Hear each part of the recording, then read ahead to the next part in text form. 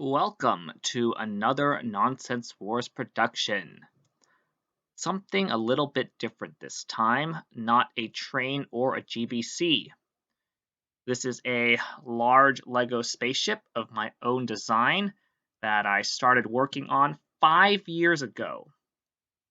I used to build a ton of space stuff, but the theme just hasn't seemed all that popular these days, and the apparent decline in popularity definitely contributed to this model getting shelved for a long time.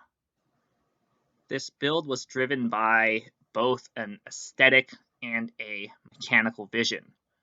I wanted to have this clean, geometric body with dense greeble accents, and I also wanted to control the turrets and engines like play functions in a Technic set. As such, the 6 knobs behind the bridge rotate the front and back guns and front and back turrets and the left and right engines, together and independently. More on that in a bit. Some trouble with the turret drive mechanism also tempered my interest in this project. Because it was not a continuously running system like a train or a GBC, I did not test it a lot, and especially not with realistic loads.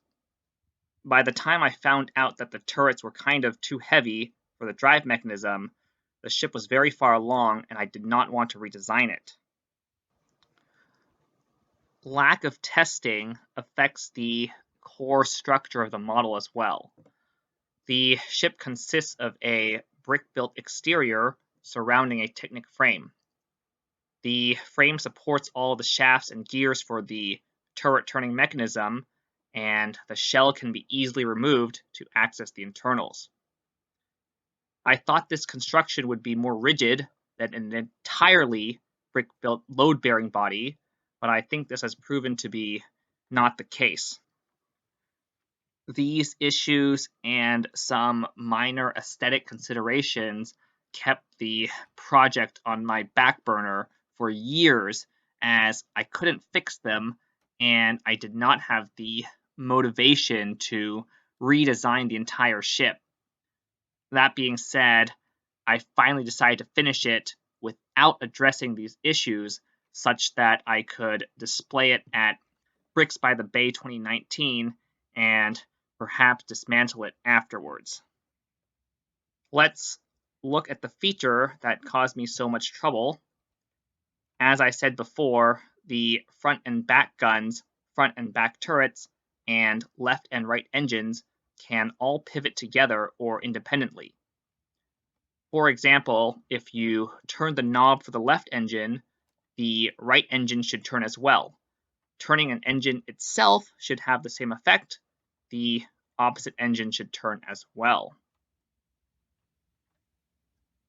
However, if you hold the knob for the right engine or the right engine itself, you can also rotate the left engine separately, and this functionality applies to the front and rear turrets as well.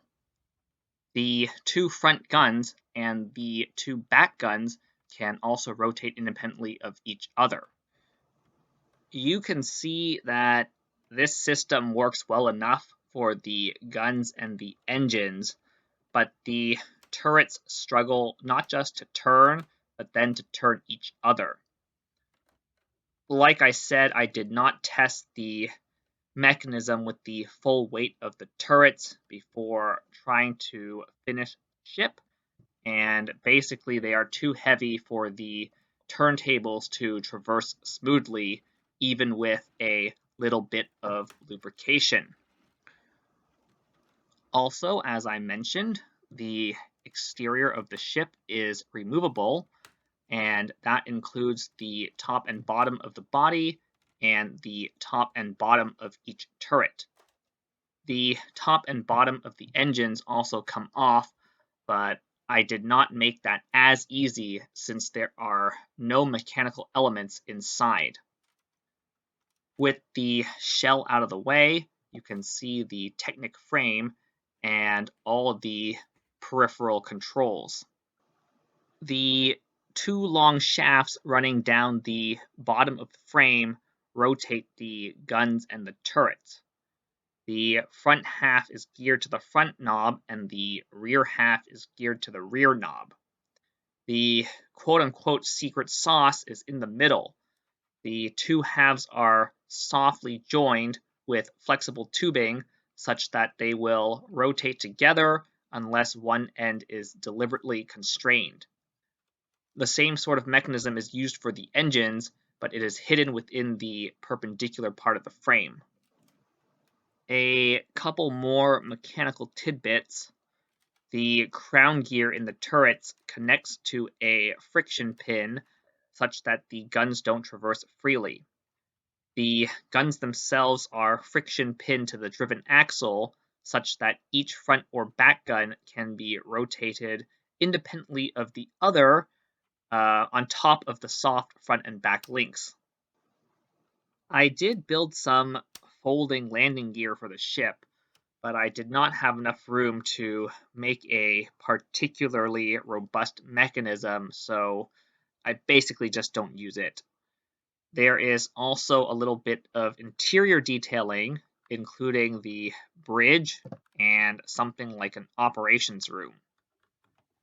Finally, despite all my reservations about all the mechanisms, the ship did win an award at Bricks by the Bay, though mostly just as a static display. On that note, this is the end of this rather lengthy commentary, so have a nice day.